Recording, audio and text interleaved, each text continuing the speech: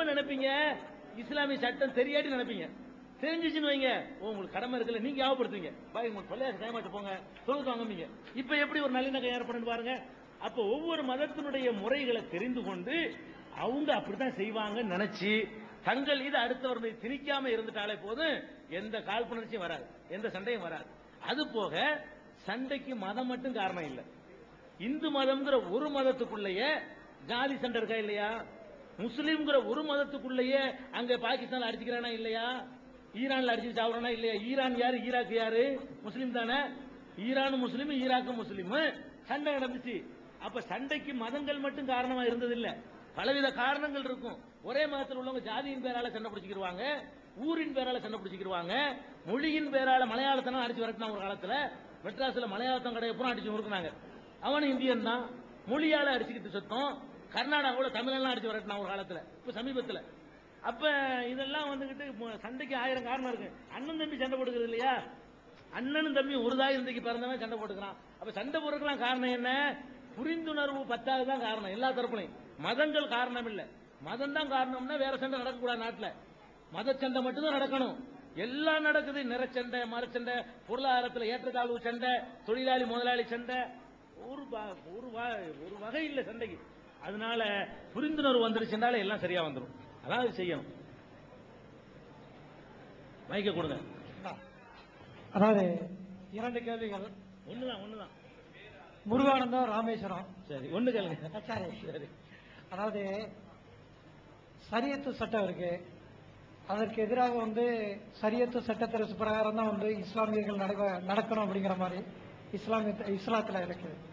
ஆனா இந்திய குடிமகனா இருந்து நம்ம பார்த்தோம்னா சரியத்து சட்டத்திற்கு எதிராக இஸ்லாமிய பெண்களுக்கு ஜீவனாம்சம் வழங்கணும் சொல்லி பாரத பிரதமர் ராஜீவ்காந்தி காலத்தில் ஒரு சுப்ரீம் கோர்ட் தீர்ப்பே வந்துச்சு. அதற்கு எதிராக அந்த தீர்ப்பை அமல்படுத்தப்படாம அப்படியே நிப்பாட்டி வச்சுட்டாங்க. அப்ப சரியத்து சட்ட பெண்களுக்கு அதாவது கணவனால் கைவிடப்படக்கூடிய காலகட்டத்தில் பெண்களுக்கு அவங்களுடைய வாழ்க்கை அமைப்பை அமைச்சுக்கிறதுக்கு இஸ்லாம் என்ன சொல்லுது, இன்றைக்கு அவங்களுக்கு வழிமுறை என்ன வழிமுறையை காட்டுதுங்கிற ஒரு கேள்வி தான். அதே போல இன்னைக்கு அதாவது சிறுபான்மைக்கு மக்களுக்கு எதிராக இந்த தத்துவம் ஆதிக்கத்தை தெரிஞ்சுக்கிட்டு இருக்காங்க. அதற்கு எதிராக சிறுபான்மை மக்கள் அத்தனை பேரும் சில ஒன்றிணைந்த போராட்டம் இல்லை.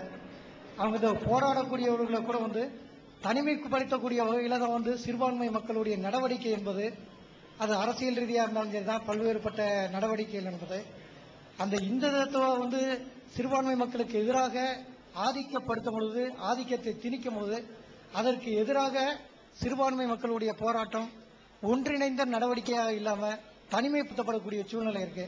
அதை பற்றி உங்களுடைய கருத்தையும் சொல்லலாம். அதாவது இது ஒரு விரிவான, நிறைய பேருக்கு சந்தேகம் உள்ள ஒரு கேள்விங்க. இப்ப நம்ம நாட்டில் முஸ்லீம்களுக்கு அவங்க மத பிரகாரம் நடந்துக்கிறதுக்கு பர்சனல் இல்ல அப்படின்னு ஒண்ணு இந்த நாட்டில் அனுமதி கொடுத்திருக்கிறாங்க. அதை மாற்றி அமைச்சு ஒரு பொதுவான சிவில் சட்டம், அதுல இருந்து வந்ததான் உங்களுக்கு விளக்கம். அவர் கேட்ட பாயிண்ட் நான் விளக்கம் சொல்றதா இருந்தா இது கொஞ்சம் விரிவா சொல்ல வேண்டிய விஷயம். நாட்டு மக்கள்கிட்ட நிறைய பேர் இந்த கருத்து வந்திருக்குது. அது என்ன முஸ்லீம் கொண்டு தனி சட்டம், ஒரு நாடுனா எல்லாத்துக்கும் ஒரே மாதிரி சட்டம் வர வேண்டியதானே அப்படின்னு சொல்லி ஒரு பிரச்சாரம் நடக்குது. அப்ப முஸ்லீம்கள் மாத்திரம் அவங்க சரியத்து பிரகாரம், அவங்க மார்க்க பிரகாரம் நடந்து கொள்ளலாம், ஒரு பொதுவான சட்டத்தின் கீழே அவங்க வரமாட்டேங்கிறாங்க. ராஜீவ்காந்தி காலத்தில் கூட சுப்ரீம் கோர்ட் தீர்ப்பளிச்ச பிறகு கூட அதை ஒத்துக்கிற மாட்டேன்ட்டாங்க அப்படிங்கிற மாதிரி ஒரு கேள்விதான் அவர் கேட்கிறார். இதுல நீங்க விளங்கிக்கணும், பொது சிவில் சட்டம்ங்கிறது இருக்குல்ல, அது என்னங்கிறது நிறைய பேர் தெரியறது இல்ல.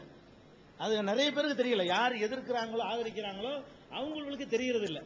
முதல் அது என்னன்னு விளங்கிக்கிறங்க. நம்ம நாட்டில் முஸ்லீமுக்கு மாத்திரம் இல்ல, எல்லாருக்கும் பொதுவான சட்டங்களை கொடுத்துட்டு ஒவ்வொரு மதத்தவருக்கும் சில விஷயங்கள்ல தனி சட்டம் கொடுத்திருக்கு. முஸ்லீமுக்கு மட்டும் இல்ல, இந்துவுக்கும் தனி சட்டங்கள் இருக்குது. அந்த சட்டம் முஸ்லீமுக்கு பொருந்தாது. முஸ்லீமுக்குன்னு சில தனி சட்டங்கள் கொடுத்திருக்கிறாங்க, அது இந்துவுக்கு கிறிஸ்துவுக்கு பொருந்தாது. சீக்கியர்களுக்குன்னு தனி சட்டம் இருக்குது, அது மற்றவங்களுக்கு பொருந்தாது. இப்படி இந்தியா அரசியல் சட்டத்தை உருவாக்குனவங்கள பெரும்பாலான விஷயங்கள்ல ஒரு சட்டத்தை, கிரிமினல்ல ஒரு சட்டம் கொண்டு வந்துட்டாங்க. சிவில்லையும் கிட்டத்தட்ட 99% ஒரே சட்டம் தான். ஒரே ஒரு சதவீதத்தை எடுத்துக்கொண்டு அந்த மக்களுடைய மதத்துக்கு ஒரு மதிப்பு கொடுக்கறதுக்காக வேண்டி முஸ்லீம்கள் இதுல முஸ்லீம்கள் சட்டப்படி நடந்துக்கிறங்க. இந்த விஷயத்துல இந்துக்கள் வந்து இந்து சட்டப்படி நடந்துக்கிறங்க, கிறிஸ்தவர்கள் கிறிஸ்துவ சட்டப்படி நடந்துக்கிறங்க இந்த நாட்டில் கொடுத்திருக்கு. முஸ்லீமுக்கு மட்டும் கொடுக்கப்படல. உதாரணமா எடுத்துக்கிறோமே, ஒரு குழந்தை இல்லாத ஒரு தம்பதி இருக்கிறாங்க. அவங்க யாரோ ஒரு குழந்தை எடுத்து வளர்க்குறாங்க, தத்து. இப்படி தத்து எடுத்து வளர்த்தாங்கன்னு சொன்னா, தத்து எடுத்தவன் வந்து குழந்தை பெத்த பிள்ளையோட அந்தஸ்துக்கு வந்துருவாங்க. அதாவது சொத்துல உரிமை கிடைக்கும். தத்தெடுத்த குழந்தை இருக்கு பாருங்க, அது என்னவாகும்? பெத்த குழந்தையுடைய எல்லா உரிமைகளும் எல்லா அந்தஸ்துகளும் வளர்ப்பு மகனுக்கு கிடைக்கும். யாருக்கு இது கிடைக்கும் கேட்டா, இந்து குடும்பத்துக்கு மட்டும்தான் கிடைக்கும். ஒரு முஸ்லீம் அப்படி வளர்த்து எடுத்தாருன்னு சொன்னா கிடைக்காது. ஒரு கிறிஸ்தவர் வளர்த்து எடுத்தாருன்னா கிடைக்காது. ஒரு சீக்கியர் எடுத்து வளர்த்தாருன்னா கிடைக்காது. இந்து குடும்பத்தை சேர்ந்த ஒருத்தர் வந்து தத்தெடுத்து வளர்த்தாரையானால் அவருக்கு வந்து சொந்த பிள்ளையாக அது கருதப்படும்னு இந்துவுக்குன்னு தனி சட்டம் இருக்குது.